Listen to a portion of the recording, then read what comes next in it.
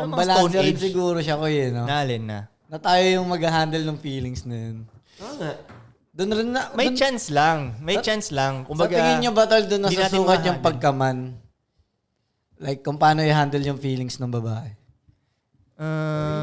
Feeling ko magaling lang yung lalaking may alam nun. Dapat hindi ka ma-handle mo ba? Hindi naman Ito nga yung sinasabi ko kanina, G. Iba nga yung pagkaintindi mo. Para sa akin, pag yung lalaki, alam niya yun, may idea man lang siya. Gets. Mas maproprolong niya yung relationship. Kaysa sa mga normal na lalaki, Nawala silang alam. na pipitik agad sila na wala hindi nila intindihan yung nature Tol, alam ko na. Sa tingin ko, dun masusukat ang pagkalalaki mo. Kung hindi Hindi mo ka... i-handle. Hindi, kung hindi ka naiinis dun sa, Yun nga, sa baliwan niya. Yun nga. Ibig ko sabihin ng pagka-handle Pag tol, pumitik ka, yung talo ganun. ka. Ganun nga, ganun na nga. Ganon, di ba? Para sa akin, alam mo bang umutob, alam mo bang totopakan siya, dapat may next move ka, hindi mo rin minsan hahayaan lang eh. Na. Dapat kunyari nasa point siya na alam mo pa-mood swing yung babae, dapat mag-change channel ka din. Kaya nga, change channel. Yun, mag-change channel ka rin na masasabayan mo siya. And then, mako-convert mo rin yung pagka-moody niya.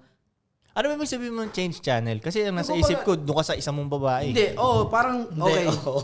Hindi, Nagigets ko sinasabi mo parang pag yung moody yung babae, alisan mo. Pero nga ako, sa sitwasyon nga na-experience. Situational yung sinasabi niya ko eh. Yung, na-challenge ako na kailangan nga na dumating sa point na hindi na magtopak ba yung isa ba?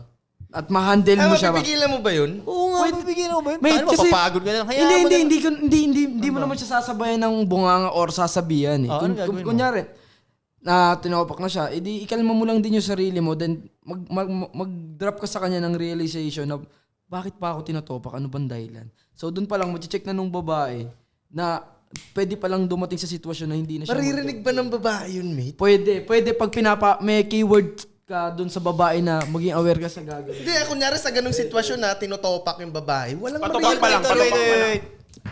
Sa tingin ko kasi, Tol, may kanya-kanya tayong way eh. Si Budoy, feeling ko talaga may ganun siya eh. Oh. Kaya nga sinasabi ko kanina tol, situational. Iba-iba eh. Magkakaiba tayo Kasi ito, sitwasyon parang, eh. ako parang, ako Iba ang yung way mo. Ang Iba way rin- ko, oh. yung sinasabi mo, paparealize mo sa babae, ba't siya tinotopak mo ba? Sa umpisa ko sasabihin yan. Hindi ko na uulitin. Parang tinatamad na ako. Tayo na sinabi ko na sa ito eh. Hindi, pero Hayaan ko na lang siya. bilang trabaho Sige, nga natin, laban, trabaho pare. pa rin natin na, Stoy, baka nakakalimutan mo kung ano yung pinag-usapan natin na una. Ayun lang yung ipipitch out mo sa kanya na keyword ba? Kasi baka hinahayaan nyo lang yung babae kaya naggaganon siya. So, baka bilang yung babae tingin natin bata, nakakalimutan Doy, na natin. eh. pwede Magkaiba kasing hayaan eh.